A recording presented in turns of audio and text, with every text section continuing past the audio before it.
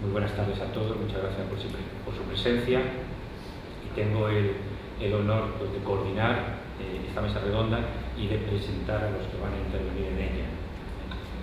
A esta mesa redonda titulada Agua, Tierra, protagonistas de las culturas mediterráneas, y en la que realmente pues, encontramos un plantel de especialistas de los debates con más profundidad, ¿no? Con raíces más profundas, ¿no?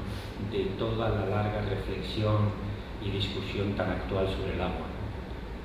Realmente creo que es un lujo contar por una parte, y por orden de aparición en el programa, Pedro Sáez, catedrático de la Universidad y director del Departamento catedrático de la Universidad de Sevilla, director del Departamento de Historia Antigua ya durante hace mucho tiempo, y especialista en aspectos agrarios, territoriales del mundo antiguo, con especial dedicación al tema del agua. Agricultura romana en la Bética, estudios diacrónicos del proceso de territorialización, un historiador. Bueno, palabra complicada, las hay más, pero como en mi caso soy geógrafo, pues estoy relativamente habituado a ella, ¿no? Territorialización, ¿no? Además tenemos un buen amigo común, Juan Ojeda, que es una persona que ha reflexionado mucho sobre este proceso de territorialización. Compartimos la facultad y compartimos, como ven ustedes, interés, ¿no? Territorio y patrimonio, reconocimiento, en fin. La constitución, la formación, la génesis, organización del territorio en la antigüedad. Por otra parte, a mi izquierda, Julia Carabaza Bravo, filóloga, arabista, actual profesora titular de la Universidad de Granada, profesora titular por partida doble, según me comentaba hace un momento, porque lo era de la Universidad de Sevilla, se trasladó a la Universidad de Granada y allí, después de pasar por otra situación, pues accedió otra vez a la condición de profesora titular. Ha trabajado también sobre aspectos agrícolas, etnobotánicos y transferencias de conocimientos en estos aspectos entre las culturas ibérica, islámica y cristiana en la Edad Media y bueno, la Edad Moderna, del siglo X al siglo XVII, transformaciones del paisaje. Estoy seleccionando algunas de sus obras que caracterizan su trabajo, transformaciones del paisaje agrícola peninsular, del medievo al renacimiento, plantas ornamentales, y quiero citar también su trabajo que me ha llevado a coincidir con ella en otras conferencias, seminarios, mesas redondas, sobre cultura del agua, sobre debates en torno a la gestión del agua, su trabajo sobre el agua en los tratados agronómicos andalusíes. En tercer lugar, Domingo Ortiz, que es historiador especializado en etnoarqueología, es el director del proyecto del Museo Histórico Municipal de Vera, en Almería. Ha participado en diversos proyectos etnográficos, como la exposición celebrada en el Museo de Etnografía de Ginebra, Suiza, sobre la cultura del esparto en Almería, algo que suena tan distante, tan distante del agua, ¿no? Pero al mismo tiempo tan próximo a los paisajes áridos. Son paisajes del agua, como todos los paisajes, ¿no? Donde precisamente el agua se hace más indispensable, más sensible, ¿no? Estamos recuperando la cultura del agua relacionada con la gestión de las ramblas, por ejemplo, con los regadíos en espacios áridos del sureste. Y por último, Ramón Bussó, que es doctor en Ciencias del Medio Ambiente y Arqueología, conservador del Museo de Arqueología de Cataluña, especialista en arqueobotánica. Su investigación se ha centrado principalmente en el análisis de sistemas agrícolas y del origen de la agricultura a partir de restos vegetales.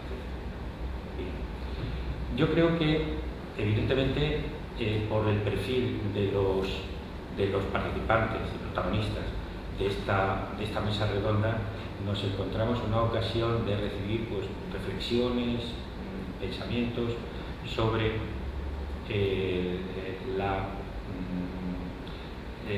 los fundamentos, ¿no? de los orígenes culturales de la gestión y los debates actuales sobre el agua.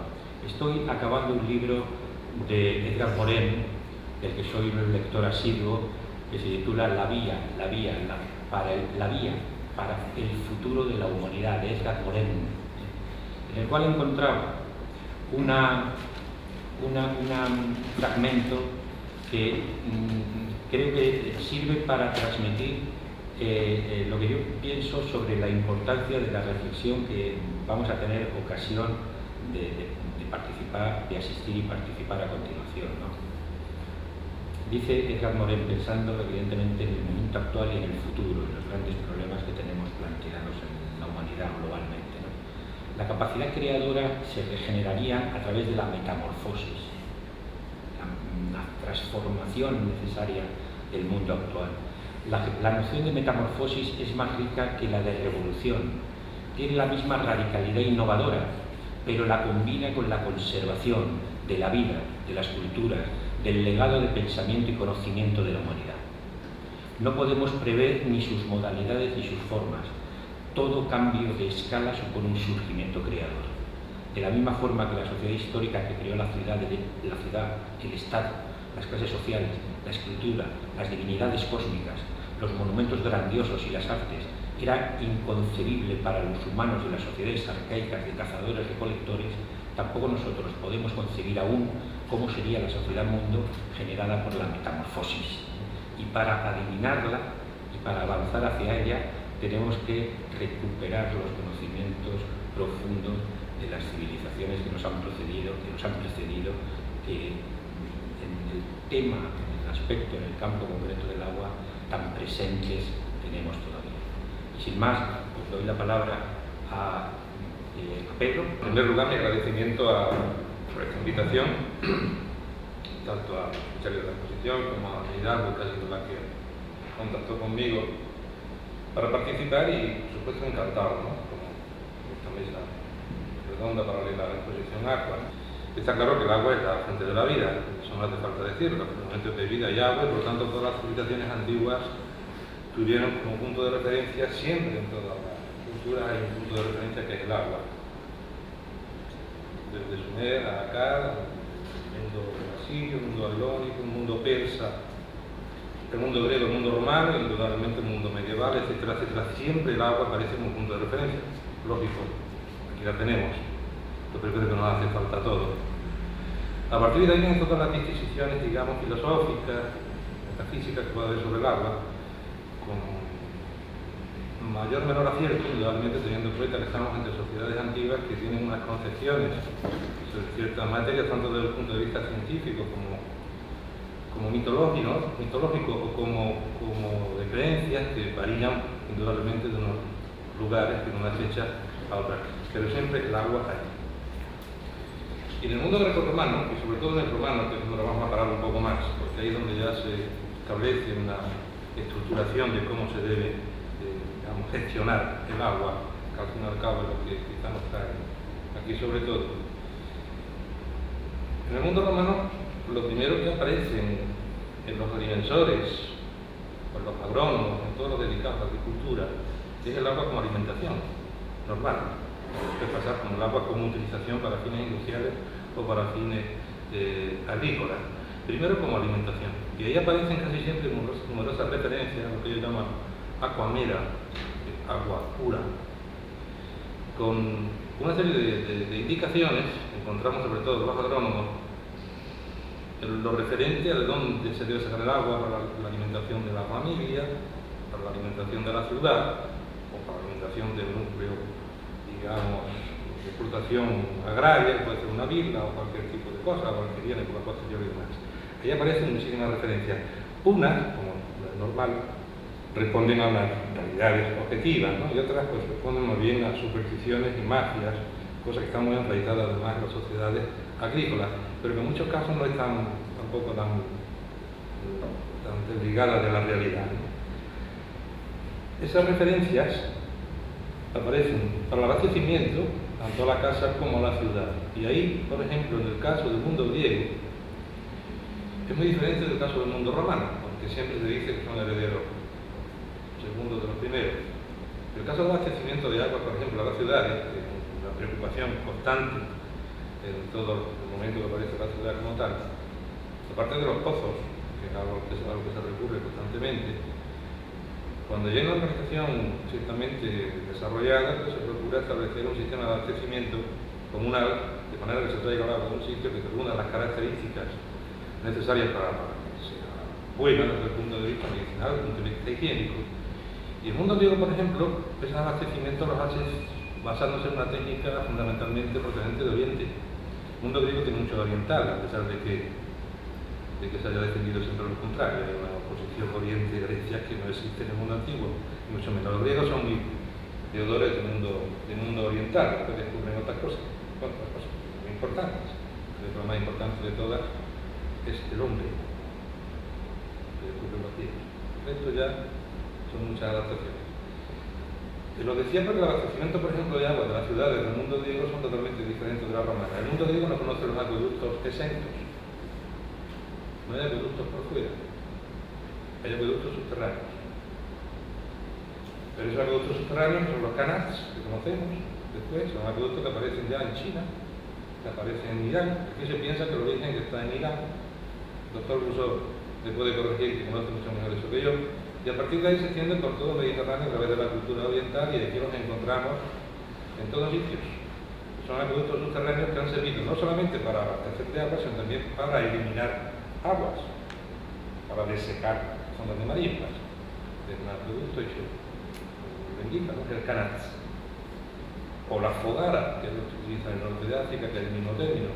Ese abastecimiento de agua del mundo griego siempre se hace bajo tierra, captando agua en determinados sitios y conociendo perfectamente las inclinaciones del terreno. Es decir, una técnica bastante elaborada, bastante complicada, y estableciendo unos puntos, lo que se llaman sifones. No son sifones, llaman gente aquí ahora sifones, no son exactamente sifones, sino simplemente son pozos de registro a unos metros determinados que sirven para limpieza, etcétera, etcétera, y que los podemos seguir todavía viendo aquí. Los últimos que yo he podido excavar han sido en Écija, ya lo comentaré. Sin embargo, el mundo romano utiliza también el abastecimiento de agua, indudablemente, con unas características determinadas, etcétera, etcétera, pero utiliza una arquitectura monumental, que son los acueductos, que es una seña de identidad precisamente del mundo romano. El mundo romano y el acueducto parece que es aqueductus, es decir, conducción de agua. Parece que va como sinónimo. ¿Qué pasa? El mundo romano no sabía lo que era un canasto o una fogara, si no lo sabía, si lo conocía. De hecho, en Etruria lo conocemos también, para desecar, más que para abastecer. Pero claro, el mundo romano inaugura una etapa diferente al mundo griego. El mundo romano inaugura una etapa de la propaganda política. Y el acueducto es una parte de propaganda política, el agua al servicio del poder, como representación del poder. Ellos saben que son los vasos comunicantes. El mundo romano sabe que el agua, si se coloca en un sitio, pues su mismo peso llega a tal, ¿no? Y por tanto se puede salvar un desnivel determinado, estableciendo simplemente un tubo, con el tubo al tener un tubo y llevarlo a otro sitio. Sin embargo, hacen el acueducto. Lo que es una obra política. Por tanto, el agua también utilizada ahí como elemento de prestigio dentro de un poder centralizado que empieza a hacerse patente, sobre todo a partir de la época imperial. Es decir, cuando el poder ya imperial se establece de forma patente en todo el Imperio Romano, la obra pública pasa a ser una parte importante de esas representaciones de poder, y el agua está también ahí como parte de ello, ¿no? Ahí se desarrolla una verdadera ciencia de la conducción de agua, que no vamos a entrar, y tenemos a Vitruvio, etcétera, etcétera, y todos los acueductos de Roma, y todo lo que conocemos por todo el Imperio Romano, agua para alimentación, que después también veremos que agua en algunos casos también para regadío. Pero sigamos, ¿no? Después aparece también, hemos hablado de agua para alimentación, elemento fundamental, por ejemplo, en rituales. Vamos a ir un poco por encima, en purificación. El agua como elemento purificador aparece en casi todas las culturas, no va a ser diferente el mundo griego y el mundo romano. El mundo romano lo llama la lustratio, es decir, la purificación mediante el agua. En todos los templos en Oriente hay un recipiente con agua. Aparece desde el mundo oriental, pasa por el mundo fenicio, todos los templos del mundo Caná, etcétera, etcétera, tienen un pozo, un sitio con agua para hacer las abluciones. Lo mismo conocemos después en el mundo romano, incluso para el nacimiento. Las abluciones se hacen con una rama de olivo, con una rama de lo que sea, echando agua sobre el recién nacido, sobre el nacimiento, igual que el bautismo cristiano.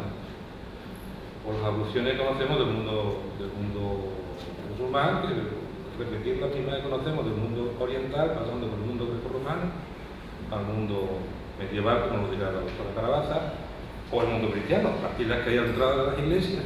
Se ha estereotipado de tal manera ya el agua que lo que hacemos es el dedito. Bueno, yo creo que ya no hay dedito siquiera. Pero bueno, el dedito que se mojaba ahí, si uno se santiguaba, es una ablución, agua como ritual.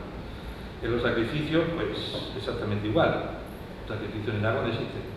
En los templos, por ejemplo, imperiales, los templos de Augusto, por ejemplo, del culto imperial, siempre hay un estanque al lado del templo. En Mérida, en Unigua, en Artis, y bueno, muchísimos sitios, en Tarragona. Igual, en los ritos, por ejemplo, de paso, hemos visto uno, por ejemplo, del bautismo, ¿no? Que también existe en el mundo romano. En los casamientos. El mundo romano no tiene casamiento, tampoco desde el punto de vista religioso, pero sí tiene unos rituales, que ahí es muy buen agua. Hay un caso, pero el caso del mundo romano en el agua es lo que llaman ellos deductio indomini, mariti, indomini, estaba pensando en dominio, no, la casa de.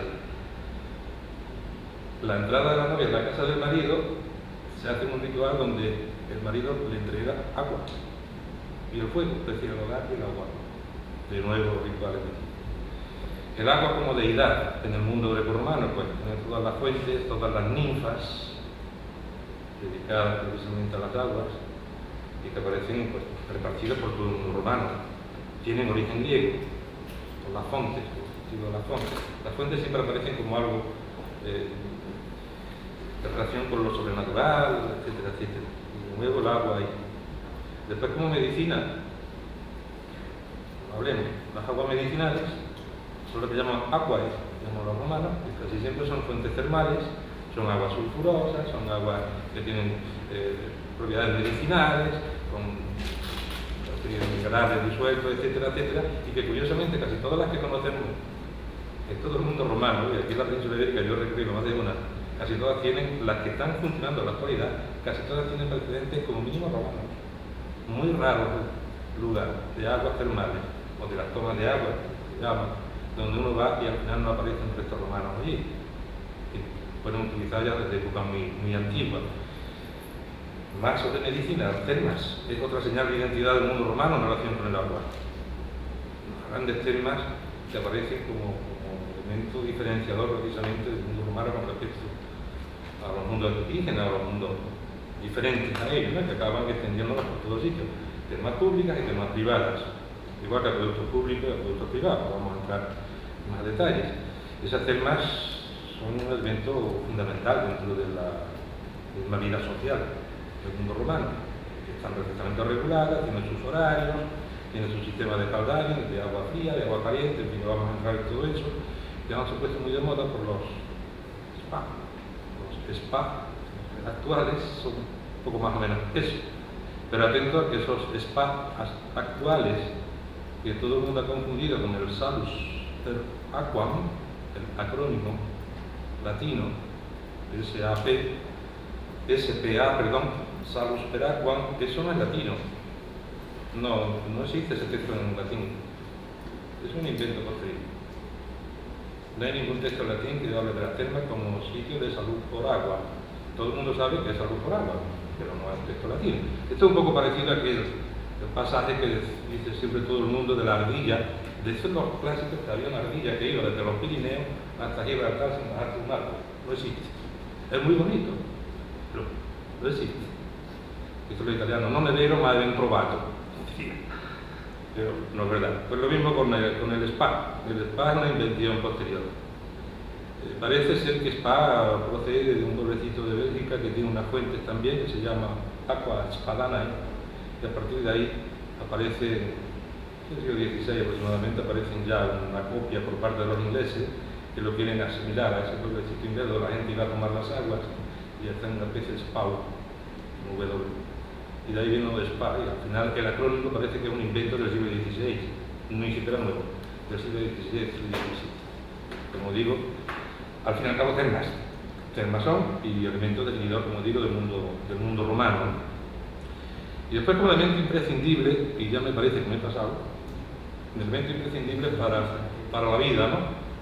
Que es lo que siempre hablamos del agua en relación con los usos agrícolas que quizás no más conocida, ¿no?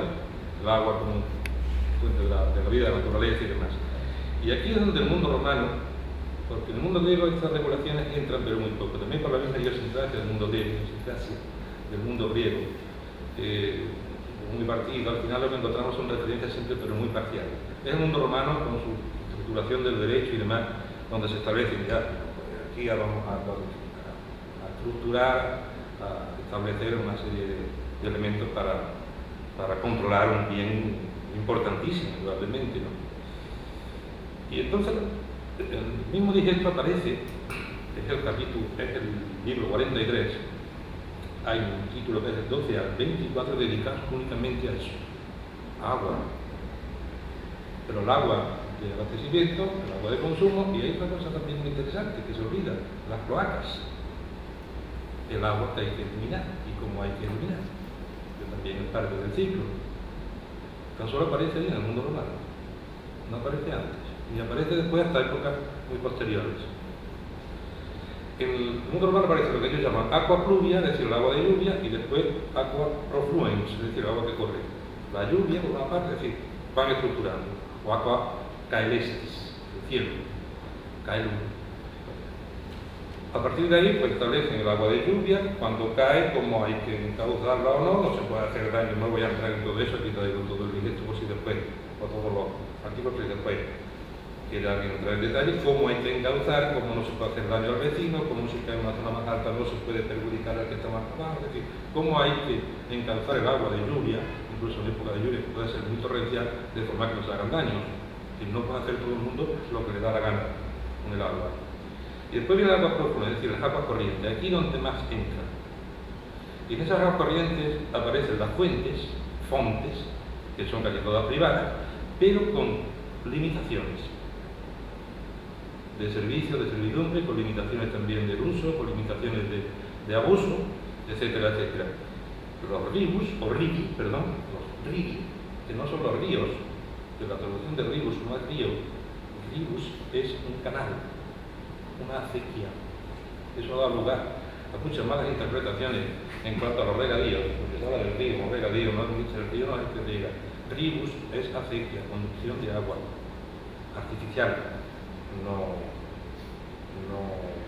natural, porque cuando es conducción de agua natural es flumen. Y el flumen, ellos hablan, estoy hablando de la clasificación romana, no lo estoy haciendo yo, ellos hablan de flumen no perenne o flumen perenne. Y después, por último, hablan de lo que llaman ellos, como llamamos también nosotros, stagna, estanques o paludes, lagunas. Y hablo siempre de agua dulce, no vamos a entrar en agua salada porque entonces no acabaríamos nunca. Bien, pues todo esto está regulado, las acequias, los canales, los flúmenes perennes, y está tanto regulado para el consumo como para un elemento fundamental que es el riego. Una normativa muy completa sobre cómo tienen que funcionar los colindantes, los ribereños, cómo no se pueden hacer obras que no estén autorizadas. Ahí entra el registro del pretor, es decir, el encargado de la justicia, en toda la normativa que establece el digesto, para que no haya daños unos a otros, es decir, no puede hacer como uno le dé la gana a la acequia. La acequia tiene sus normas, ya que hay que limpiar con un tiempo determinado, no se puede derivar más cantidad de agua de la que corresponde, etcétera, etcétera. Y después ya hay una legislación de estas acequias, digamos, más particular, que en muchos casos está limitada a comunidades.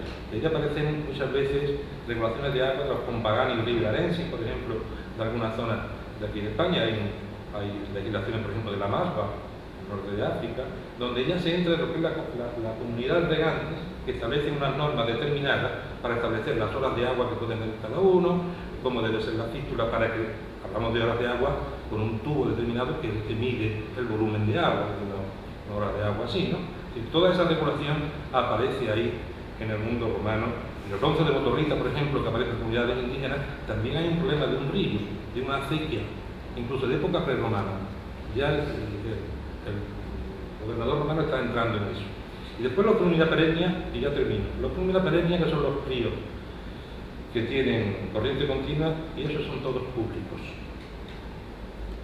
Todos.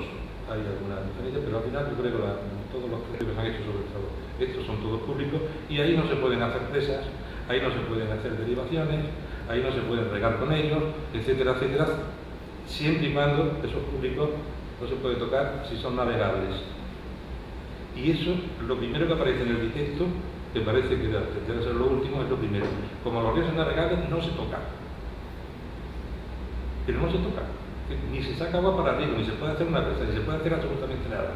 Es más, en la legislación visigoda se entra más todavía y no se pueden hacer presas ni nada porque se corta el paso de los peces para la subida de los ríos. La legislación visigoda incluso más avanzada en este caso que la romana. Y ahí nos encontramos una serie de elementos muy curiosos. El caso de la Bélgica. No tenemos conocimiento de regadío procedente del Guadalquivir o del Tenis en ningún sitio en época romana. El Tenis es navegable hasta Écija y el Guadalquivir agua abajo un poquito de Sevilla, por tanto es intocable. Y hay un Dalhó en todos los sitios del mundo romano y en el Guadalquivir no tenemos. Lo tenemos incluso en el Ebro, aquí no lo tenemos. Y bueno, y podemos seguir con muchas cosas más, aguas residuales y todo lo demás, pero ya decía que complicadillo, pero en cualquier caso los regadíos yo creo que lo va a tocar Julia mucho mejor que yo. Y ahí entraría yo y apuntaría una cuestión. Regadíos romanos, regadíos musulmanes. Ahí entramos en un tema complicado. Ese versus, como yo te latín, voy a traducirlo bien. Versus o versus, en latín, primigenio significa hacia, no contra. A lo mejor esa sería una traducción de regadío romano hacia regadío musulmán. Voy a tratar de ser breve también, aunque bueno, es difícil, como ha dicho el doctor Pedro Sáenz, es muy difícil sintetizar en 10 minutos, un cuarto de hora, pues lo que es el agua en la época andalusí, que es un tema que da mucho de sí. Como da mucho de sí, pues yo he tratado, y aquí tengo un breve esquema, he tratado de abordarlo desde dos perspectivas para después ya llegar a los pocos datos que yo tengo o que dan la documentación sobre el uso y reparto del agua ya concreto en Al-Ándalus, sobre todo en el mundo rural, aunque también diré algo del urbano. Espero poder tocar todos estos puntos porque en fin, el tiempo apremia, pero bueno, voy a resumir. Lo primero, por supuesto, igual que ha hecho el que me ha precedido en la palabra, pues dar las gracias por haber pensado en mí para esta mesa redonda. No soy especialista claramente en agua, o sea, no soy especialista en la gestión del agua, soy especialista en los tratados de agricultura, más que nada, por eso he encabezado esta ponencia con el agua en la agricultura. Y para hablar de ella, pues parto de los tratados de agricultura que todavía se conservan hasta hoy, escritos en época andalusí, que aunque parezca que no, pero hay 8, se han conservado 8, que no son pocos, teniendo en cuenta pues, cuándo se escribieron, desde finales del siglo X hasta el siglo XIV, o sea que si se han conservado hasta ahora, pues bien está que haya 8, y casi puedo anunciar ya que va a haber un 9º pronto.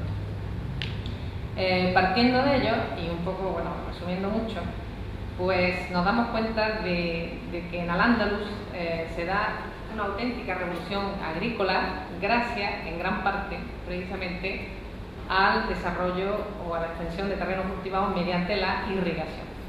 O sea, el riego, el poner en valor una tierra mediante la irrigación, pues es absolutamente fundamental para la época andalusí y para, digamos, la percepción de la riqueza o el tener esa riqueza en época andalusí, porque no debemos olvidar, como ya hemos visto en época romana, que la agricultura es el eje económico de la sociedad en la época medieval, por supuesto.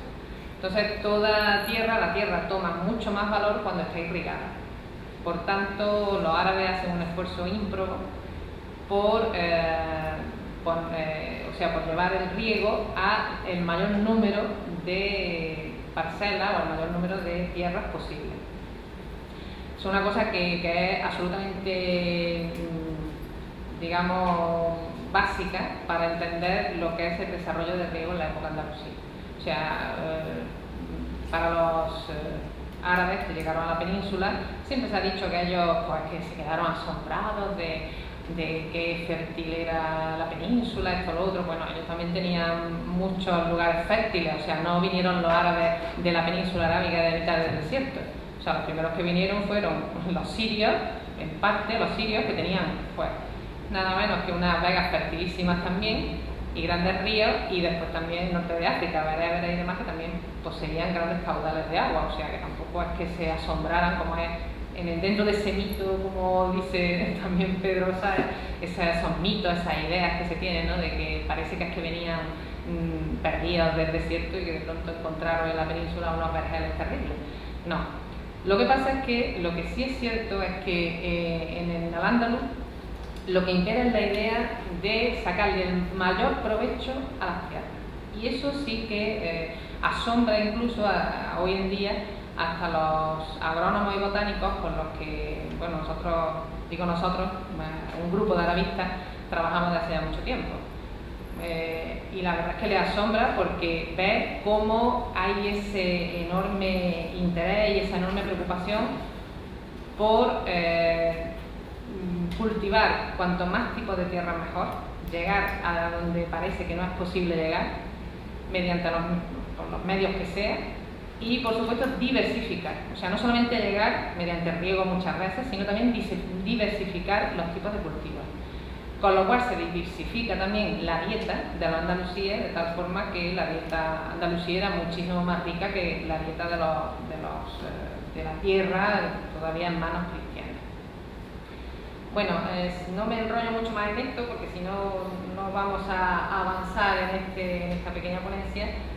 Entonces decir que, por supuesto, en Al-Ándalus se da una multiplicación de las huertas, especialmente en los espacios periurbanos, es decir, los más cercanos al núcleo de población. Pero ojo, no vayamos a pensar que esto era el único sitio donde podía haber cultivos de tierra irrigada, sino que también se habla de otros espacios de diferentes signos ecológicos y climáticos, como por ejemplo praderas, vegas, campos abiertos, zonas costeras, terrenos bajos. O sea, se habla de muchísimos espacios que también se pueden poner en valor pues mediante el riego, mediante llevar agua y por tanto hacer que la tierra produzca.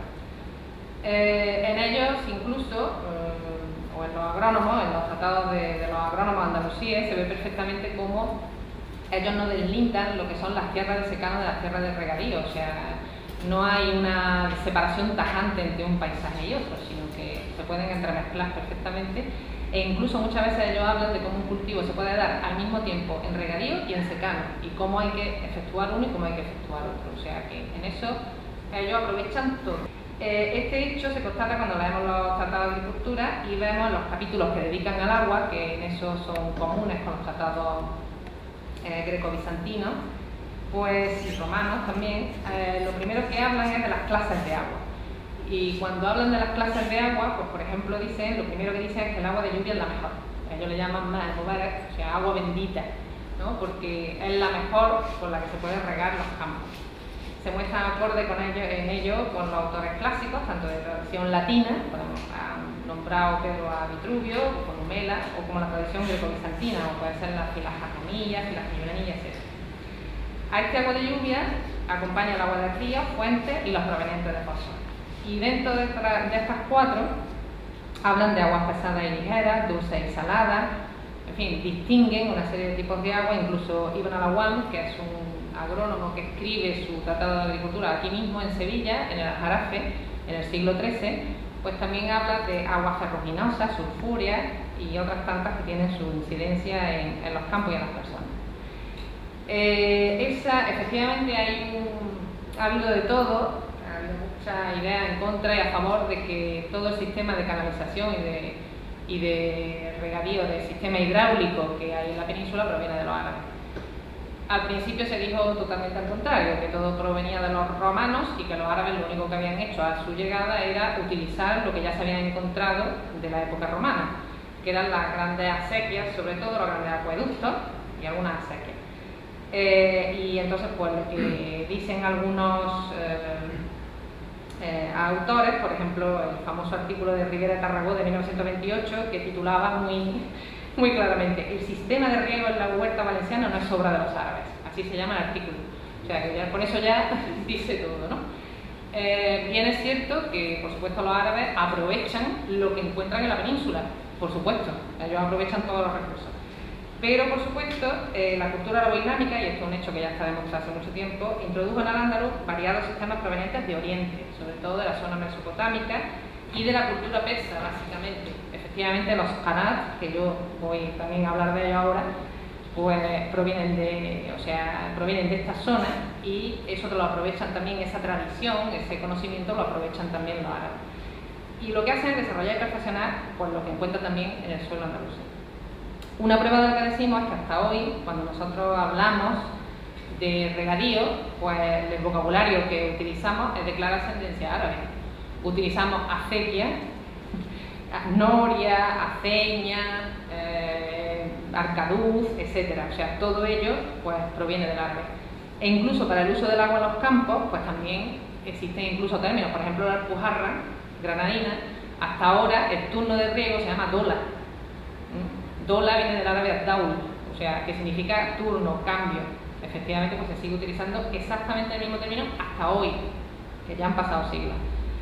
Bueno, antes de hablar de los sistemas que se utilizan, hay que tener en cuenta dos factores que son imprescindibles para el riego, para que el riego sea efectivo y lo menos costoso posible. Que esto es una cosa que, por supuesto, defienden a capa y espada los agrónomos, y es que mientras menos cueste traer el riego a la tierra, pues mejor, claro, menos coste y con buena producción, pues mejor, ser mucho más efectivo.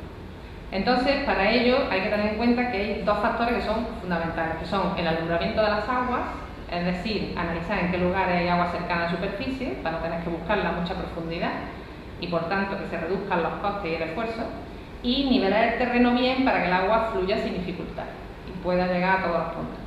En cuanto al alumbramiento de las aguas, que es el segundo punto, voy a destacar dos métodos, aunque hay otros, pero voy a destacar dos métodos. Primero es observar las plantas que hay en el terreno para ver, porque algunas de ellas indican que hay agua cerca, y otra es una prueba, la famosa prueba del vellón de lana, que seguro que al doctor Sáenz le suena mucho, porque también está presente en los tratados agrícolas greco-bizantinos, que era pues poner un cuenco boca abajo con un vellón de lana colgado de él y dejarlo bajo tierra durante toda una noche. Entonces al día siguiente se veía si estaba húmedo, muy húmedo, quería decir que el agua estaba cerca. Si estaba muy poco húmedo, pues quería decir que el agua estaba muy alejada y era mejor no abrir un pozo cerca. Y en cuanto a la nivelación, después veremos algunos instrumentos, lo vamos a ver ya. Este es del tratado de Ibn Luyún, el último de los tratados agrícolas de Andalucía. Aquí podemos ver, por ejemplo, aparte de que se emplean astrolabios, aunque parezca que el astrolabio es solamente un sistema, es un aparato astronómico, pero también sirve para nivelar las tierras, pues hay otro invento, parece que tiene ascendencia mozárabe, que se llama murjifal o marjifal, que es este que vemos en la parte izquierda. ¿Se ve bien? Sí. Que es un triángulo de madera con un peso en el centro, como podemos observar, para nivelar la tierra. El nivel o balanza de corte, el codal, que lo tenemos aquí, en la parte derecha. Tenemos dibujado en ese tratado agrícola pues algunos sistemas para conseguir la pendiente necesaria para que el riego sea eficiente. En cuanto ya a los sistemas de extracción y conducción de agua, vemos que los tratados de agricultura siempre van a recomendar que se traiga agua de los ríos, fuentes o manantiales, para evitar el manejo de máquinas hidráulicas, sobre todo por el coste del mantenimiento. Entonces, lo suyo es que siempre el agua venga de ríos, fuentes o manantiales y que sea conducida por una buena red de acequia. A falta de estos recursos, pues se opta por la apertura de pozos y, por supuesto, todos los agrónomos que tratan el agua tocan el punto de la apertura de estos, o sea, cómo se tienen que construir, dónde, cuándo, en qué circunstancias.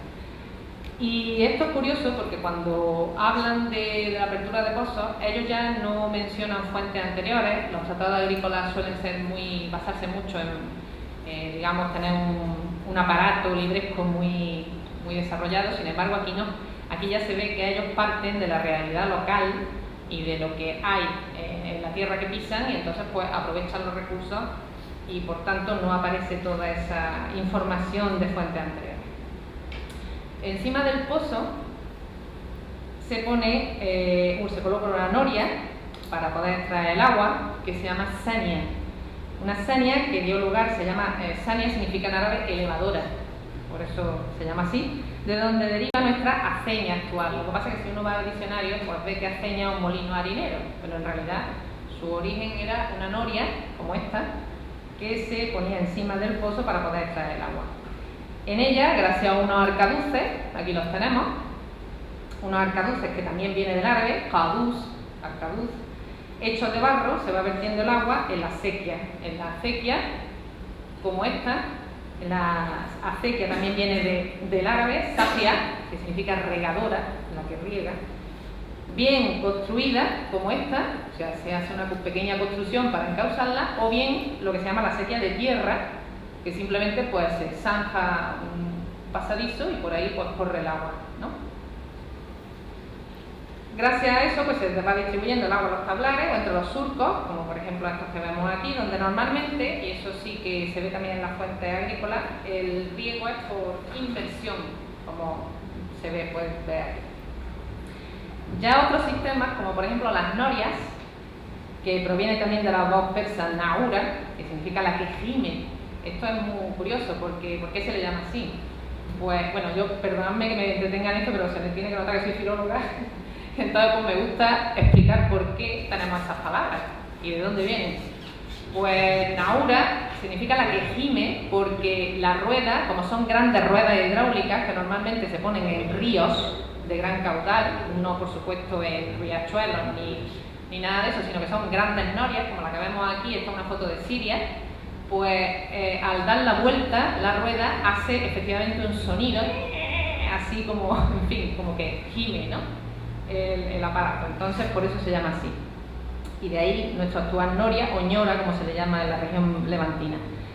Entonces ya digo, estos son grandes máquinas hidráulicas que ya existían en el oriente del Éufrates, por ejemplo, como se ve aquí en esta de Siria, o en esta otra, donde se puede ver que van provistas de paletas, aquí se ven muy bien las paletas. Estas norias son del Fayum, esta foto la he echado yo además ahí en una zona de Egipto muy conocido por sus norias, precisamente las norias puestas en los grandes canales del Nilo, y que ya digo, o van con paletas o normalmente con arcaduces también. Con eso se le puede elevar el agua de un río y se vierte en la acequia para que ésta lo lleve ya a los distintos campos cultivados.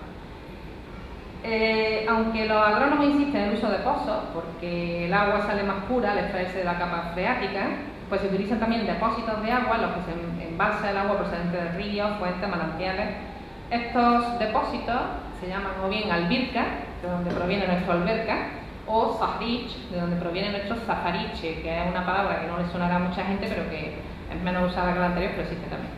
Normalmente son depósitos al aire libre, en los campos. Se aprovecha el terreno, se construye un poquito, bien se pone a ras de suelo un poquito elevado, y pues se utilizaban, ya digo, sobre todo para embalsar ese agua proveniente de la lluvia, y después ya a través de la sequía pues se iba distribuyendo a los campos. La palabra el yub, que le suena a todo el mundo porque da lugar a nuestro aljibe, ojo, porque esta palabra prácticamente no aparece en los tratados de agricultura. ¿Y por qué? Porque parece que el aljibe, sobre todo se usa esa palabra y esa concepción para los depósitos ya de agua, pero para las ciudades, o sea, para el riego de la ciudad. De hecho, hasta hoy en día los aljibes que tenemos pues, repartidos por toda la Albaicín en Granada, pues son buenas muestras de ello. Ya para terminar con esta cuestión, puede añadirse los términos cigüeñal, como este, perdonad que no se vea muy bien la foto, que es un método muy sencillo, un ingenio muy fácil de construir. En su montaje se emplean materiales locales, que en caso de reparación o reemplazamiento pues pueden encontrarse con mucha facilidad. Normalmente era para un abastecimiento muy reducido, campos muy reducidos. Y después está el qanat, la palabra de la que ya ha hablado Pedro Sáez. Aquí tenemos, por ejemplo, la imagen de uno por dentro. Efectivamente, como él ya lo ha explicado, no me voy a parar yo en eso, son pequeños, o sea, son conducciones subterráneas que tienen unos pozos de vez en cuando, ¿no? Para pues, poder proceder a su revisión, a su limpieza, etcétera, y para airear un poco también, y para controlar el estado del canal. Es una forma de conducir el agua un poco más compleja. Normalmente lo que se hace es aprovechar un monte que no sea muy elevado para aprovechar el pie de monte, ¿no? El rebaje del monte, para poder conducir el agua libremente hacia el núcleo habitado. Efectivamente hay también una cierta polémica en decir si estos qanats provienen simplemente de Persia, de la zona oriental, o si ya en el norte de África había. Hay gente que dice que sí, que esto es tradición romana, que ya existía en el norte de África, que fue sobre todo, digamos, o sea, que fue tomada por el pueblo bereber. Y entonces, ¿por qué dicen esto? Pues porque en donde más qanat se dan aquí en la península es en Mallorca. Es donde más qanat se han encontrado hasta la actualidad. Entonces, en Mallorca, ¿por qué? Pues porque en Mallorca hubo muchos asentamientos bereberes. Entonces parece que en el caso de la península no tanto se trajo el conocimiento de Persia como del norte de África, donde ya existía este sistema, que también se llama Khattara, como ha dicho Pedro Sáez, doctor Sáez, o bien también Khattara. Khattara es el término que se utiliza hasta hoy en día en el norte de África.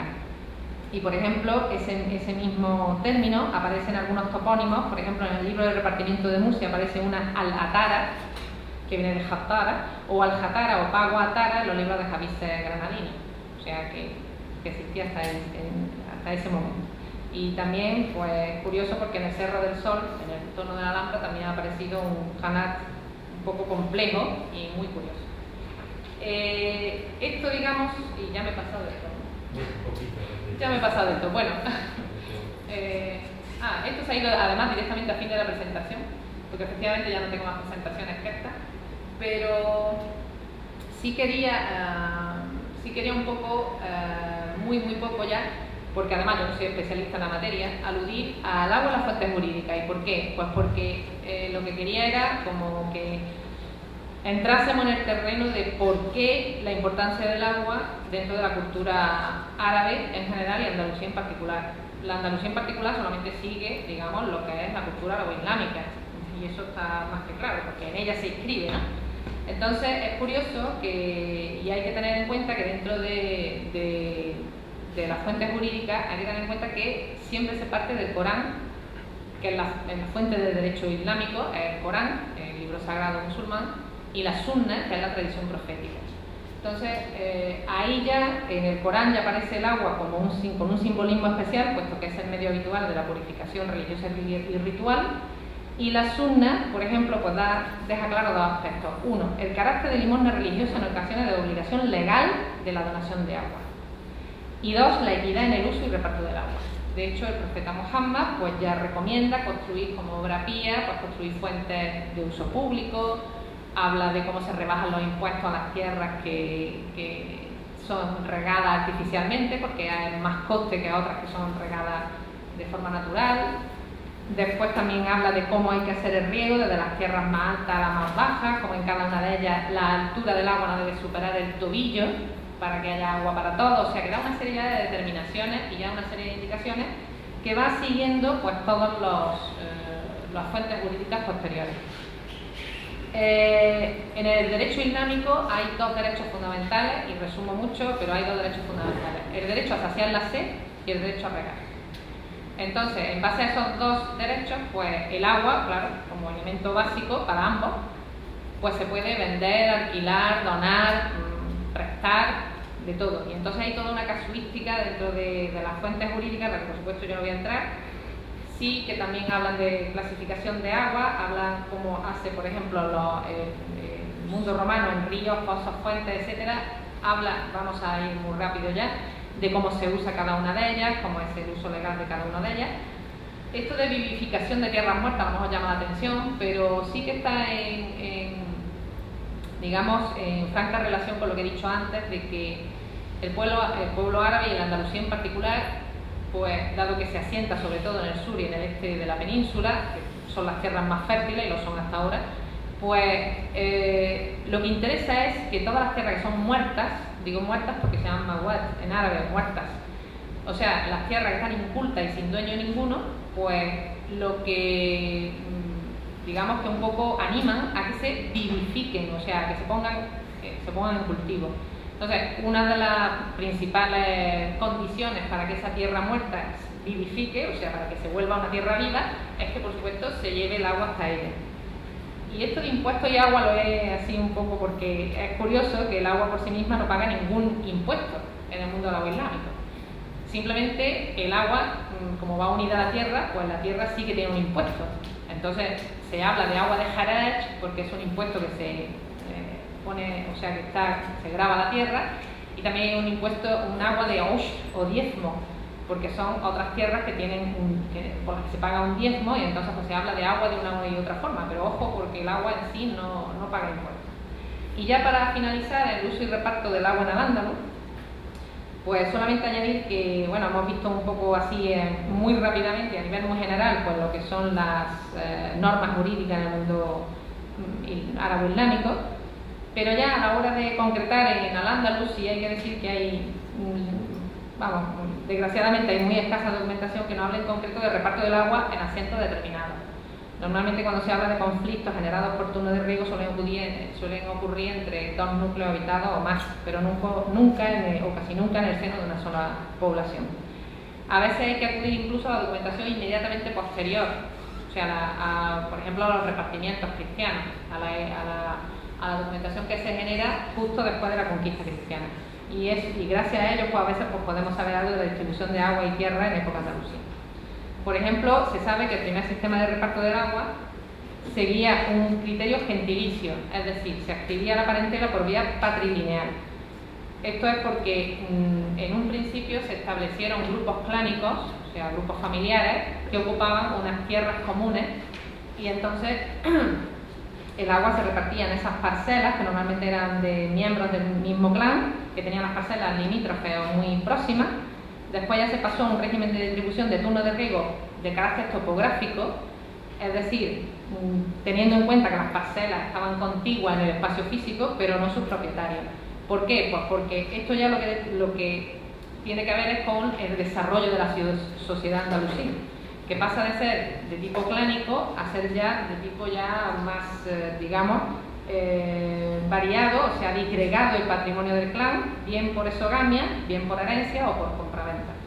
Y ya finalmente, pues el agua parece que hay casos que ya se ven de la Granada nazarí, ya en el último periodo andalusí, que el agua está separada de la tierra, cosa que desaconseja a algunos juristas, como vemos en la compraventa de turnos de agua con la independencia de las parcelas en la parte norte de Granada, que estaba abastecida con la sequía que existe hasta hoy en día, la sequía de Ainadamar.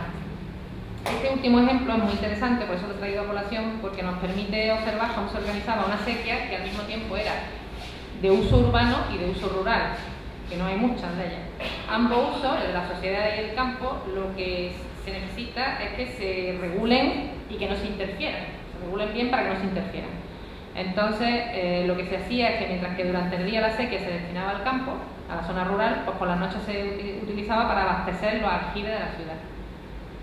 Igualmente, los turnos de riego estaban marcados por la llamada del almuédano a la oración. Esto también es muy propio de la cultura árabe-islámica. De hecho, hay documentos sobre la Vega de Granada donde se dice que se regaban las huertas literalmente desde Azog hasta Al-Azhar, es decir, desde la oración del Sobh o aurora hasta Al-Asr o la tarde, o desde Al-Izar hasta Al-Ashi, es decir, desde Al-Asr hasta la Isha, que es la noche ya cerrada. De esta manera, pues el riego y la oración están bastante bien conjugados dentro de la cultura islámica. Y también sabemos que se seguían otra serie de turnos, otra serie de subdivisiones, pues gracias a no solamente a la llamada del almuédano, sino que también se fijaban con un reloj de sol, que era a través de unas determinadas piedras que había en la localidad. Cuando llegaba la sombra a una determinada parte de la piedra, pues se sabía que ahí ya entraba el turno de otro regante dentro de la misma sequía. Y ya solamente decir que este uso y reparto, que se constituye en época andalusí, se mantuvo en la España posterior durante bastante tiempo, al igual que los campos, como dicen los repartimientos, se dejaron en manos de moros, y así lo dicen, porque ellos son los que conocen bien el cultivo de la tierra y bien el sacarle partido al sistema hidráulico. Entonces se mantiene durante bastante tiempo. No hay nada más que recordar la institución del Tribunal de Aguas, por ejemplo, la Huerta Valenciana.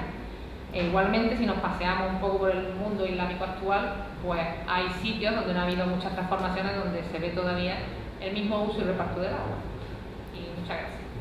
Pues a mí, lo que respecta, me toca un tema que la coordinación de esta actividad me sugirió. Pues a partir de un trabajo que hicimos en un rincón muy alejado de Andalucía, como es Almería, en el sureste peninsular, un terreno muy árido, donde hay una pequeña historia de la gran historia del uso del agua y que recogimos en un libro. Y perdonen si por la primera de tiempo me tengo que resumir, porque reducir 300 páginas a 4 folios pues se supone un esfuerzo, más el acompañamiento de imágenes para entender un poco ese patrimonio del agua, esa tecnología, esos elementos en ese ingenio. Y sin más, pues vamos a iniciar pues, el tema con las primeras manifestaciones a través de la arqueología en este territorio, como es el poblado de los Millares, donde se localiza una acequia o canalización que traía el agua a ese poblado de la edad del cobre, de hace unos 5.000 años, desde un punto de la ladera de la Sierra de Gádor a unos 3 o 4 kilómetros de distancia. Después, en una cultura posterior que inicia la edad del bronce en este territorio, en la cultura argárica, disponemos también de información en un poblado que es Gatas, donde aparecen unas canalizaciones que son las precursoras también de los canals famosos, la galería excavada sobre el terreno. Aquí tenemos 2 imágenes de esas galerías. Y podemos seguir hablando de otros temas, pero vamos a centrarnos en la tecnología propia del agua en esta zona. Aquí tenemos desde elementos más antiguos, o no tan antiguos, pero sí dentro del pasado más remoto, ya en época romana incluso, tenemos localizar una noria, hasta la molineta más actual, de los tiempos de la escasez de agua, de los años 50. Muy rápido por la primera del tiempo.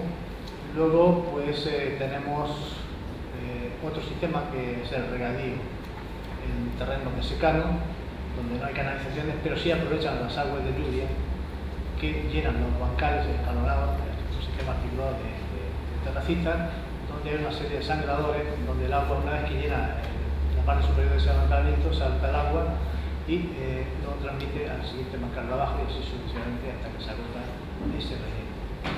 Tenemos pues una cultura que está adaptada a un terreno semiárido, a unas circunstancias muy malas, y donde pues esas pervivencias que se ha planteado ya en la mesa sobre el origen de esa gran arquitectura del agua de época romana, como los acueductos, como esos canales, o esa acequia, aquí también son pervivencias en las que encontramos en este territorio. Aquí pues en la imagen tenemos un acueducto muy parecido, es del siglo XVIII, pero muy parecido a la tecnología romana de esos grandes acueductos. Es una pequeña historia del pasado más reciente, en este caso con esa tecnología, como hablaba antes de las norias. Aquí hay pues, una tipología propia de esta zona, que también se da también en la zona de Ibiza. Aquí hay una restauración del Parque Natural Cabo de Gata, una mala restauración por parte de los arquitectos que nos asesoran. Y hablando de esas canalizaciones, acequias, hay un sistema también paralelo a las ramblas que aprovechan las lluvias cuando sale el agua escorrentía, reconducen a través de boqueras. Esas boqueras a su vez recogen las aguas en unos canalitos que son las atangeas, que distribuyen las aguas a los regadíos de los pagos más bajos. Y pasamos concretamente a comentar un caso muy particular como he dicho, de ese pasado más reciente, sobre el uso del agua, la explotación del agua, el control del agua en una zona como es el Levante almeriense, donde, pues, como comentaba antes, aprovechan, yo voy a comentar las diapositivas para ir más rápidamente, donde el sistema de boqueras, como he comentado, aprovechan esas lluvias esporádicas, torrenciales, donde en el cauce de la Rambla atraviesan con una especie de muro de contención que embalsa el agua, que recoge esta cola de la boquera. Unas veces son de obra de fábrica y otras son de caballeras de tierra que reconducen las aguas a los pagos más bajos. Y dentro de la gran arquitectura del agua tenemos un ejemplo como es el pantano de Isabel II, en el campo para regar los famosos campos de Níjar, que fue una obra faraónica para aquellos tiempos del siglo XIX y que al poco tiempo de terminar la ejecución de la obra se cegó.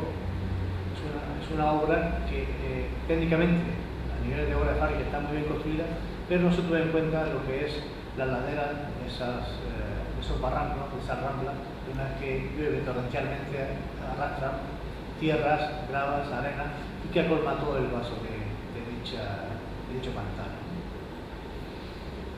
Bien, y sobre el tema de esa historia, de esa peculiar historia del agua en Vera, tenemos pues un libro donde hemos recogido toda la información de archivo, aparte del trabajo de campo y el trabajo de entrevistas a la gente del lugar que han vivido en determinada época de su vida de joven, donde nos han hablado de los grandes problemas que tuvieron con el agua, con el abuso de poder del control de ese agua.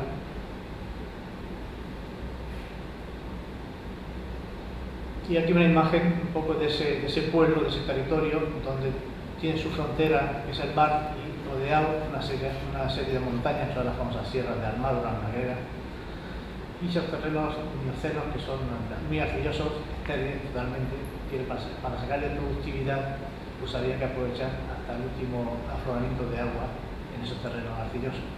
De hecho, ya hay referencias de los geólogos musulmanes que hablan de que era una tierra feraz, una tierra de alacranes, y hay que imaginar que el paisaje desde entonces no ha cambiado mucho.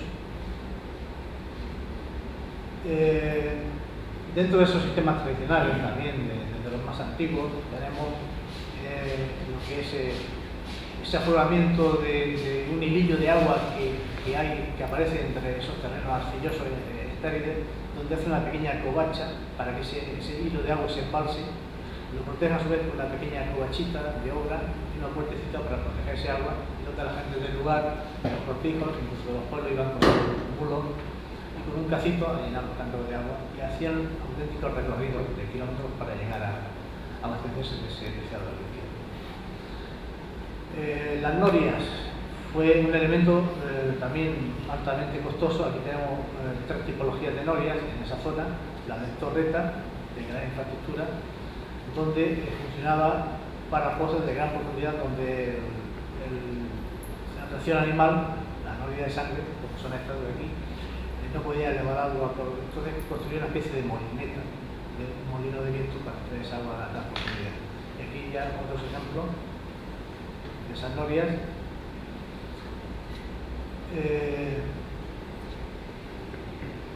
Luego en la ciudad se hacen una serie de proyectos, como por ejemplo la Fuente Chica, una fuente que tiene un origen árabe, que se encontraba al pie de la ciudad musulmana, que la tenemos aquí en este puntito del cerro.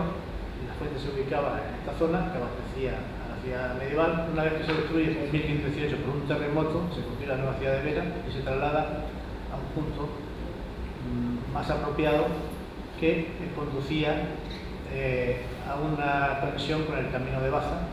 Siempre se colocaban las fuentes en los accesos a la ciudad provenientes de los caminos más importantes.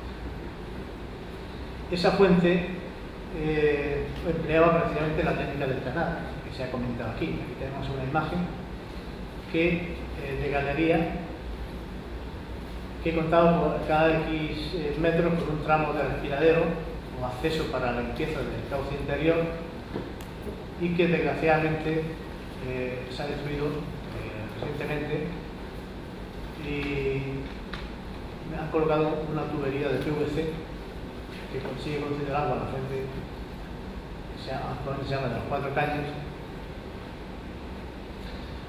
Existen dentro de la documentación de archivo cómo las grandes infraestructuras hidráulicas para traer ese agua a larga distancia para la ciudad invierten grandes presupuestos los terratenientes, la gran burguesía de ese momento, enriquecida por la minería del momento, donde tenemos un caso muy concreto en época del siglo XVIII, con un primer proyecto como es la traída de agua del Cabezo del Moro, en Antas, está a unos 7 kilómetros de distancia. También encontramos datos sobre un proyecto que era realizar un canal, el canal de Almanzora, del río Almanzora, que era el típico proyecto agriculturista ilustrado, una obra disparatada, que no llegó a ejecutarse por su elevado coste y problemas con la geografía de su lugar, una obra ingente, faraónica, que no se podía llevar a cabo.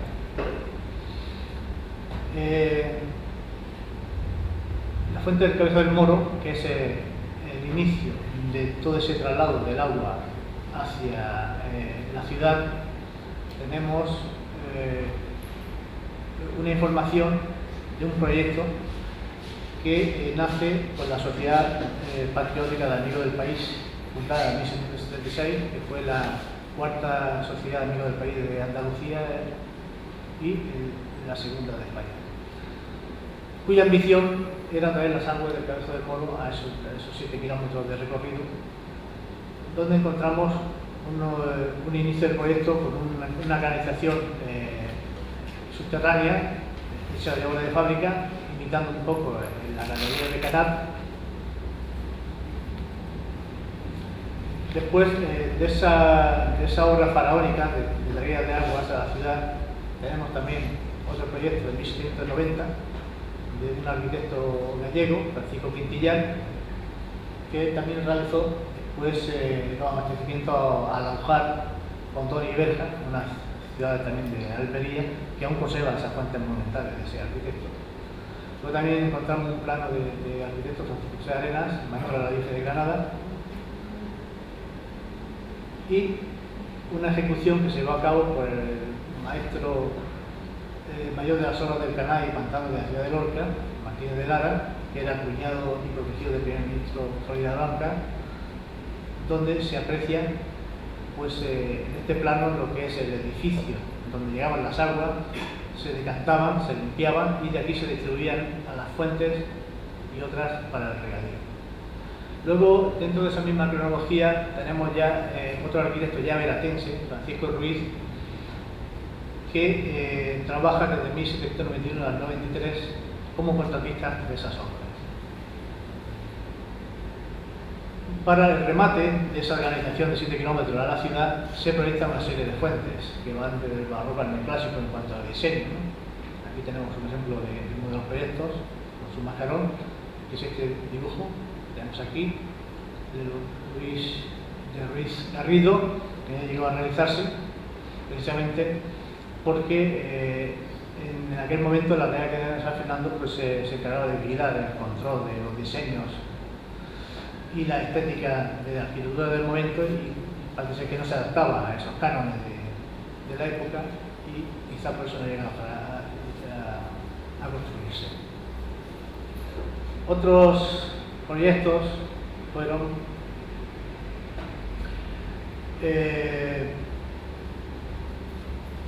la construcción de un puente de la Rambla del Cafete que salvaba una rambla impresionante en cuanto a anchura, que era, especialmente geológicamente hablando, era un antiguo cauce de lo que es ahora el río Antas.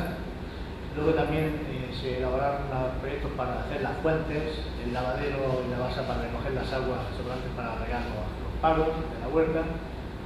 Todo este proyecto estaba casi concluido en 1795, pero duraron las obras hasta el 1804, con un nuevo encañado por valor de 116.000 reales. Entonces, el encañado era la galería subterránea, hecha de obra de fábrica para proteger las aguas. Y tenemos un último proyecto ilustrado, que es esta fuente, que también fue destruida en 1989, y que vamos a reconstruir aprovechando que tenemos el plano y la fotografía de la época. Luego tenemos una serie de personajes que empiezan a crear las primeras sociedades. En este caso tenemos a Ramón Orozco, que fue el impulsor de la Sociedad de Aguas de las Tres Fuentes, un rico industrial de la comarca, se enriqueció con la minería, fue alcalde de Vélez, también gran propietario de toda Almería capital, en cuanto a casco urbano y medio urbano. Esta sociedad, una vez que cae en manos de este clan de los Orozco, que fue uno de los mayores accionistas, por necesidades de agua van creando nuevas captaciones por nuevos conflictos y enfrentamientos. En este caso, en el 1864, la Sociedad de las Tres Fuentes, que localizó cerca de Fuente Nueva, de ese primer intento de captación de agua, otro afloramiento donde daba un mayor caudal de litros. Por ejemplo, pues el fantasmagórico 5.000 litros por minuto, ¿no? Esto es una de esas canalizaciones de obra de fábrica que atraviesa la Rambla y lo que son los pozos de limpieza o lumbreras de esa galería. De nuevo, pues dentro de la crisis del agua se agota Fuente Nueva y el ayuntamiento, para abastecer a la ciudad, pues llega a un acuerdo con las Tres Fuentes en 1861 para abastecer al vecindario mediante caños y fuentes, proyecto que lleva Enrique López Rull, de arquitecto que hemos anteriormente, en 1873. Ya en el 1867, después de años de proyectos, una serie de terratenientes, Juan Antonio Orozco y Luis Jiménez, obtuvieron una autorización para alumbrar aguas subterráneas en los terráneos orientales del Camino de las Palas, cerca de esa Fuente Nueva, y nace la empresa de la Abundancia, que está a punto de dejar sin agua a Vera. Aquí está ese ejemplo de gran obra arquitectónica del puente de la Alhambra del Cajete, con una altura de 35 metros de vano, de alto.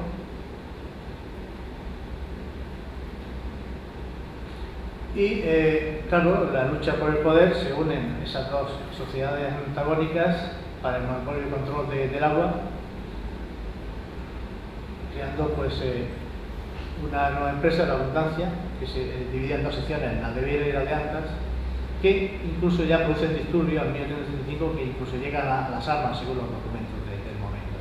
Aquí tenemos una imagen de plano donde se ve toda la organización de las aguas que van hasta Vera y las nuevas captaciones de minas que enlazan con esa canalización.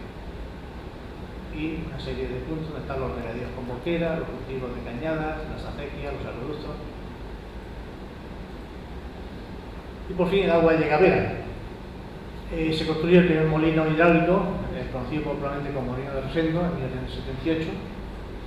Se trae de París la fuente principal de la Plaza Mayor, que es esta de la imagen, de un dibujo de José Moreno del 1892. Todavía está en funcionamiento en la Plaza Mayor. Y se levantan los pilares del caño del molino, la puerta de arriba, el convento, el hospital, la glorieta, todo ello, fuentes dentro del casco urbano para abastecer a la población, y el lavadero de los 4 caños, aprovechando la infraestructura de esa primitiva fuente chica que hemos comentado anteriormente. Aquí se ve pues, un plano de lo que es el molino de Rosendo, que fue destruido también en los años 80, pero ha quedado el cubo y el CAZ con las canalizaciones. El agua venía por una canalización desde Antas, aquí se ve esa estructura abovedada, el partidor de limpieza de las aguas y distribución, una parte iba subterránea para las fuentes públicas, otra parte canalizaba hacia los regadíos y un ramal también era para regadíos y se aprovechaba para abastecer al molino cada vez que había una tanda de riego. Este molino lo vamos a recomponer a partir de las fotos que disponemos para crear un museo de la hidráulica tradicional, relacionada con la molinería. Y en esa fuente lavadero pues hemos creado un museo del agua actualmente, aprovechando esa infraestructura que ven en la fotografía, de 30 pilones, un espacio semicircular junto a la fuente de los 4 caños. Un lugar muy cargado de historia, muy curiosas, donde las mujeres iban a lavar. Tenemos datos, incluso llegaban a pelearse por coger el primer pilón que tenía algo más abundante, por no irse al último de los 30 pilones que era para lavar la ropa de los enfermos y contagiados. Y este es el patrimonio del agua en Mena. Muy resumidamente, con las prisas, pero que esto se tiene que ver. Muchas gracias. En primer lugar, también agradecer que se me haya invitado a esta mesa redonda, que de momento es una exposición de diferentes aspectos sobre lo que es, o diferentes expresiones del recurso agua, y como comisario de la muestra que tenemos en estos momentos y que dentro de 2 días vamos a cerrar, aprovecho, antes de entrar a lo que es la gestión de la historia, pues aludir a lo que podemos recoger después de estas intervenciones, que es un poco la idea de lo que queríamos también con la exposición del proyecto, que es Agua, Dominio y Mitos, que en principio pues nos descubre, al menos es nuestra intención, pues a través de la imagen diferentes expresiones del agua. Por un lado, desarrollar conocimiento, racionalidad y sensibilización sobre la acción del recurso agua, y después pues un compromiso de diseminación del proyecto Melia sobre estrategia y planificación del agua y de contribuir pues a su gestión sostenible en la cuenca mediterránea. No entraré en los detalles de lo que es la exposición, pero solamente, y antes de hablar sobre lo que es la gestión del agua en la prehistoria, el último bloque de la exposición está dedicado al uso racional de la gestión del agua, que como hemos visto a partir de las diferentes intervenciones, pues hay muchas lecciones del pasado que están incluidas en cada una de las intervenciones sobre el significado de la sostenibilidad de la gestión eficiente del agua a la luz de las obras públicas y de las prácticas de gestión antiguas. Este es un primer mensaje. Y por otro lado, pues los retos del futuro, con la propuesta de la gestión integrada de recursos hídricos, que significa la gestión a largo plazo de recursos hídricos a diferentes escalas, desde la escala local a la internacional. Esto, para mí, sería interesante reunirlo pues como el aspecto, como una lección que podemos recoger del pasado para el futuro en lo que es la gestión del recurso agua.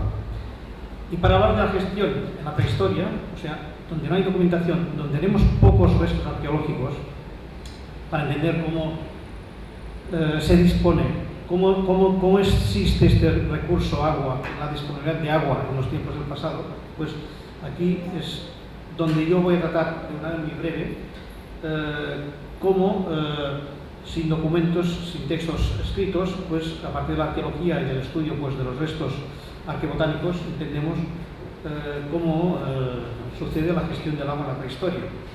Seré muy breve porque voy a tratarlo con un esquema muy preciso. En primer lugar, en la introducción, el uso del agua en la prehistoria ha sido muy limitado en comparación con los periodos inmediatamente posteriores que han tratado mis colegas en esta mesa, como en la época romana, por ejemplo. Pues aparte del consumo interno, pues, se limitaba a beber, cocinar algunas actividades artesanales e industriales que requieren de agua, especialmente la metalurgia también, la fabricación de cerámica, la construcción y algunos procesos de tratamiento de plantas textiles y de cuero. Y también tenemos que considerar el agua necesaria para el ganado. Hay también mito en la gestión del agua en la prehistoria. El mundo acuático es una parte fundamental de la idea del mundo ibérico, de la cultura ibérica del universo, no solamente en época griega y romana, que podemos documentar de otra forma. Nosotros en la arqueología las observamos a partir de representaciones en las decoraciones de las cerámicas de la cultura ibérica.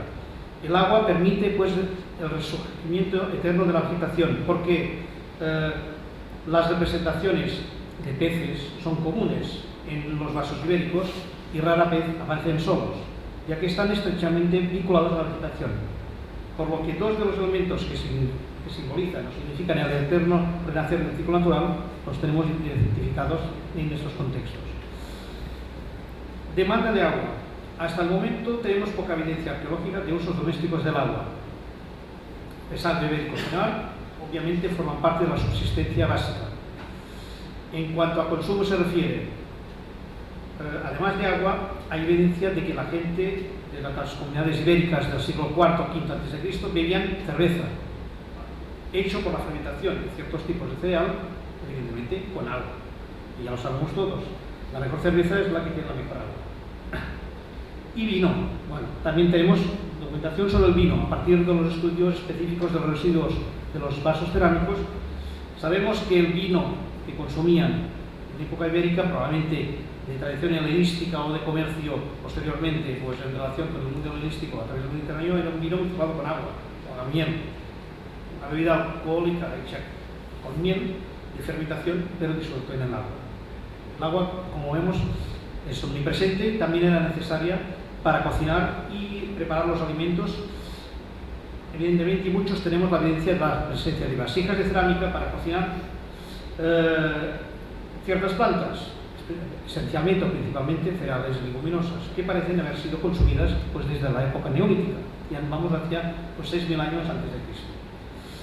También encontramos, además, huesos de animales en época ibérica o en época del bronce o en época neolítica que muestran signos de haber sido hervidos, evidentemente con agua dentro de la vasija. Además, pues, usos artesanales o industriales, probablemente que incluyen la fabricación de cerámica, producción de metales y de trabajo, etcétera, como decía antes, pues también de gestión de la ganadería. ¿Qué tenemos como fuentes de abastecimiento de agua y que hemos podido detectar a partir del estudio de los restos arqueológicos? Tres grandes grupos. Bueno, las fuentes de abastecimiento son esencialmente las aguas subterráneas, manantiales, cursos de agua y masas de agua acumulada, lagos o lagunas, en sentido amplio. En cuanto al primer grupo, pues el uso de aguas superficiales y perforación de pozos en busca de flujos subterráneos son poco frecuentes en sociedades ibéricas. Posteriormente, sí que en época romana encontramos ya en los yacimientos evidencias claras de que los romanos pues sí que construyen de una manera muy específica lo que serían pozos. En el caso de la época ibérica, pues en la cultura ibérica, quizás uno de los ejemplos más claros son la presencia de cisternas. Seguramente la presencia de cisternas o la construcción de cisternas nos pone también en relación con la recogida de aguas pluviales, porque probablemente recogían estas aguas a partir de estos depósitos excavados en la roca y fueron hasta el momento quizás una solución simple que seguramente ya se utilizaba desde la edad del bronce y probablemente incluso pues en algunos de los ejemplos que ha puesto Domingo Ortiz, los millares o mismo en los yacimientos argáricos, en Sinues Gatas, pues puede ser de Álamo, la presencia pues de este tipo de estructuras o de tanques de gran tamaño que se encuentran en el centro de la población, aunque sean quizás también en otras áreas, y es agua almacenada que debía de recoger y canalizar agua de lluvia que caía sobre los techos de las casas, de las calles, hacia pues estos depósitos. Tenemos ejemplos en diferentes yacimientos arqueológicos de época ibérica, desde la zona pues de Aragón hasta pues llegar básicamente pues la zona de Levante, en Valencia, en Alicante y hasta el sur de la península ibérica. La planificación de la arquitectura y de la ciudad en la época ibérica se rige por criterios de organización y planificación que podemos ver precisamente en el grado de complejidad que ya llegan a alcanzar en el momento que son capaces pues, de organizar y de drenar aguas pluviales. Las soluciones que hemos documentado básicamente van pues, desde la orientación y la configuración de los tejados a la descarga del agua y este concepto responde a dos necesidades interrelacionadas. Por un lado, pues también necesidad de eliminar el agua de las estructuras y edificios en las calles adyacentes y en otros espacios comunes abiertos, y por otro lado, para canalizar el agua a través de estas áreas a un punto fuera de lo que sería la situación misma pues, urbana del poblado. Bueno, en algunos casos se dirigen hacia las cisternas o en otros casos donde es mucho más complicado el drenaje, pues observamos también la presencia pues, en las calles pues, de sistemas de drenaje, como pueden ser aberturas en las paredes que permiten que el agua fluya hacia el exterior, o también otros sistemas pues, de las laderas que lo que hacían pues, es reconducir el agua de la calle hacia pues, el exterior. En todo caso, las barbacanas, las primeras barbacanas ya en época de bronce, probablemente están relacionadas también en elementos de separación de las aguas y donde realmente pues, evitaban también el socavamiento pues, de los cimientos mismos de las estructuras. Usos industriales del agua, pues una vez recogidas también algunas plantas eran utilizadas para hacer tejidos, como el lino, el cáñamo y el esparto, evidentemente. Gran planta y muy importante en la edad del bronce en el sureste de la península ibérica. Bueno, se realizaba todo un proceso conocido como enriado, que consistía en remojar el agua, ¿no? en agua para separar la fibra del tallo. Bueno, pues tenemos otro caso de uso del agua pues, en la época prehistórica. Otro aspecto importante, y con esto ya termino para no alargarme más, pero me parece que es muy interesante, es la irrigación y el uso del agua en la agricultura. Tenemos datos para poder tratar el tema de la irrigación y el uso del agua en la agricultura en el contexto de la prehistoria, o sea, sin documentos, sin textos, que solo se basen necesariamente pues, en los restos arqueológicos, y no solamente esto, sino en otro tipo de restos arqueológicos, como los restos de plantas y de semillas carbonizadas que se presentan en los yacimientos arqueológicos. Pues, a partir de lo que sería pues, el estudio de los cereales, que son evidentemente los productos agrícolas básicos en la dieta ibérica, o en la dieta pues, la de bronce y en la época neolítica, probablemente pues, dependía de las lluvias. Los análisis que hemos realizado de plantas consumidas parecen mostrar en algunos casos como una importante presencia de agua en el interior de ese tipo de plantas. Queda por demostrar si el agua era transportada para el riego de una parcela limitada de tierra o si sabían cómo utilizar los canales, acequias, para llevar a cabo un tipo de riego más generalizado. A partir del estudio de los isótopos estables, en los restos de semillas arqueológicas que se presentan de manera carbonizada en los yacimientos, nos ha permitido pues, entrar un poco más con detalle en la gestión de recursos hídricos en la edad de bronce. Bueno, sobre todo la cultura argárica, conocida en la zona y en yacimientos de gran interés, porque además presentan ciertas estructuras, como antes ha demostrado Domingo Ortiz, en el caso de los Millares, o en el caso de Gatos, o también en el caso de Cerro de la Virgen, en la provincia de Granada. Este puede ser un dato que para nosotros ha sido muy interesante, que lo ponemos en relación con la disponibilidad también de estudios paleoambientales, paleoecológicos relacionados con la reconstrucción del paisaje, que es otro elemento más que nos permite reconstruir en qué contexto se desarrollaron las plantas de cultivo de otras cereales leguminosas en los yacimientos antiguos. En el tercer milenio, por ejemplo, hay un paisaje diferente y cambiante, lo que sugiere pues, unas condiciones climáticas más húmedas que las de hoy, pero del mismo modo la diseminación isotópica del carbono en semillas de cereales y leguminosas pues revelan que las condiciones climáticas en las cuales estas plantas habían crecido pues eran plantas que tenían pues condiciones muy buenas, no óptimas, pero condiciones muy buenas de crecimiento. Estos tipos de estudios pues nos muestran que la mayoría de los cereales se cultivaron en condiciones de cultivo de secano y de riego, en algunos casos para las leguminosas, se podía realizar a pequeña escala, sobre todo a partir de este tipo de estudios. Otra cosa sería si también a partir de mecanismos más simples de riego, como las acequias, o como algunas de las construcciones de los millares, pues también podían aportar un suministro suplementario, ¿no?, de riego pues, a los campos de cereal.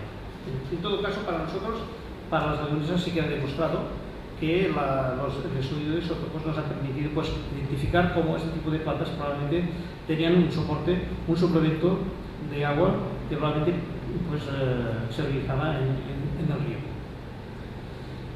Este es pues mi mensaje para lo que es lo que sería pues la utilización o el uso de la gestión del agua en la prehistoria. Para el tema de debate, pues para mí es si realmente antes de los romanos pues las comunidades prehistóricas del sureste de la península ibérica pues ya tenían capacidad para desarrollar infraestructuras y además pues captar agua de una manera mucho más, y no necesariamente teníamos que esperar a los romanos para que nos aportaran estos conocimientos. Esa sería una pregunta también. Muchas gracias.